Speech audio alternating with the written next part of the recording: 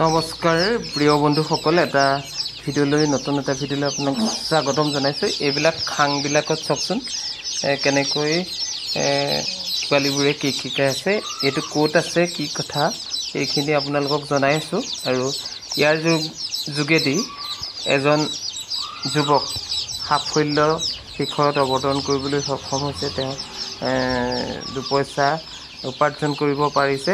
এই ব্যৱসায়টোৰ লগত তেওঁ কেনেকৈ জড়িত হৈছিল, এই সকলো কথা আপোনাক জনাম। সকলোখিনি আপোনালোকে জানিব। ভিডিঅ'টো প্ৰথমৰ পৰা শেষলৈকে স্কিপ নকৰাকৈ চাওক। এই যুৱকজন কেনেকৈ গুদামত ৰৈ আছে, লোড কৰিছে গাড়ী, সেইখিনি সকলো কথা জনাম। আহক ভিডিঅ'টো আমি মাজলৈ আগবাঢ়োঁ। নমস্কাৰ প্ৰিয় বন্ধুসকল, মই আজি আপোনালোকক লাডুগড় চাৰিআলি এটা ভাইটিৰ দোকান এখন দেখুৱাইছোঁ। প্ৰথমে এই চাইনবোৰ্ডখন চাই লওক, তাৰপিছত লাহে লাহে মই এইটো গুদামো দেখুৱাইছোঁ। আৰু এক্সট্ৰা এটা গুদাম আছে বাৰু, কিন্তু এইটো এটা গুদাম দেখুৱাইছোঁ। চাই লওক, চাইনবোৰ্ডখন চাওক। Shankar feed centre.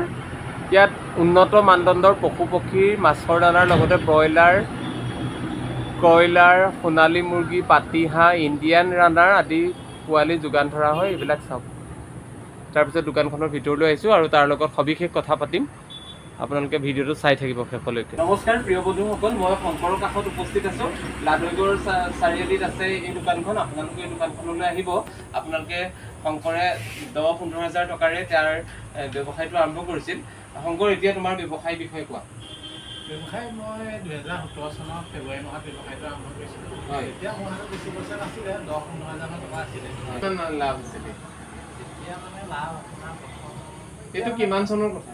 এইটো আপোনাৰ 17 চনত কৈছোঁ, 17 চনমানৰ কথা। 17-18 যেতিয়া তেনেকৈ চলালোঁ। এতিয়া তোমাৰতো ব্যৱসায় যথেষ্ট ডাঙৰ। আমাৰ অঞ্চলটোত শংকৰ বুলি ক'লে চবেই চিনি পোৱা হ'ল। আৰু বহুত গোপালকক তুমি সহায় কৰিছা। এই ক্ষেত্ৰত তুমি কোৱাচোন, উঠি অহা যি এগৰাকী যুৱক বা এগৰাকী যুৱতীয়ে যদি তোমাৰ পৰা এনে দানাবিলাক লৈ বা পশুপালনৰ ক্ষেত্ৰত আগবাঢ়ি যাবলৈ বিচাৰে, তেতিয়া তুমি তেওঁক কেনেকৈ ধৰণে সহায় কৰিবা? বিশেষকৈ আপোনাৰ গৰু ফাৰ্মাৰ মানে কি হয়, আমাৰ ইয়াত বিশেষকৈ গৰু ফাৰ্মাৰ যথেষ্ট আছে। তেওঁলোকৰ মেইন সমস্যাটো হয় কি, আপোনাৰ দানা চানাৰ অসুবিধা হয় আপোনাৰ। আৰু তেনেকৈ গৰু এজনী প্ৰথমতে কোনোবা নতুন যুৱক এজনে গৰু 2জনী বা 3জনী কিনি আনিলে, তেওঁলোকৰ ধৰক গৰুজনী মানে কামখিনি কৰাৰ পৰা ধৰি মেলি তাৰ পৰা পোৱালি জেগালৈকে বহু কথা নাজানে তেওঁলোকে। প্ৰথম গৰুজনী ধৰক মই কিনি আনিলোঁ, জাৰ্চি গৰু এজনী, আমাৰ লোকেল গৰু এজনী লগত জাৰ্চি গৰু এজনী নিমিলে। তেনে ক্ষেত্ৰত মানে আমাৰ দোকানতে কোম্পানীবিলাকৰ এই দানা ফিড কোম্পানী ডক্টৰবিলাক আহে। তেওঁলোকে ডক্টৰসকল আহে, ডক্টৰসকলে মানে কিবা এটা ধৰক তেওঁলোকৰ সমস্যা হ'লে মোলৈ যদি ফোন কৰে, মই ডক্টৰলৈ ফোন কৰি মানে তেওঁলোকৰ লগত কথা পতাই দিওঁ। তোমাৰ এই দোকানখনতে এটা ধৰা মানে প্ৰাইভেট ডক্টৰ এজনটো ৰাখিব পাৰা, এনেকুৱা ধৰণৰ কনচালটেণ্টসকলক, মানে গোপালকসকলক সহায় কৰিবৰ কাৰণে। প্ৰাইভেট ডক্টৰ ধৰক চিন্তা কৰা নাই, কিন্তু এতিয়া ফিড কোম্পানী ডক্টৰবিলাক মানে কোম্পানী এনেধৰণে ডক্টৰবিলাক লাগিছে। আজি আমি মই এটা ফিডৰ কোম্পানী গৈ আছোঁ। আজি মই সেই কোম্পানীটো ডক্টৰজনৰ ফোন কৰোঁ যে মোৰ অঞ্চলত গৰুবিলাকৰ এনেকুৱা এটা সমস্যা আছে, আপুনি আহিব নেকি? ফিডৰ বা এনেকুৱা এটা সমস্যা আছে।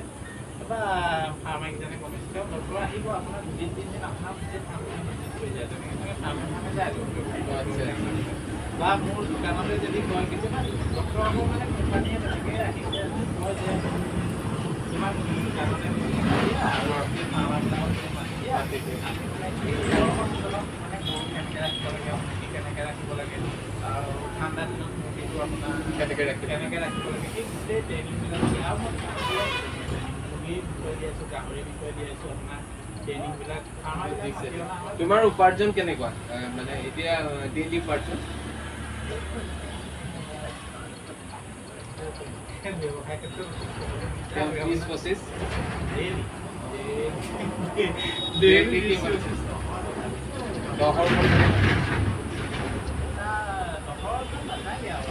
আশে-পাশে থাকে, 7-8 থাকে।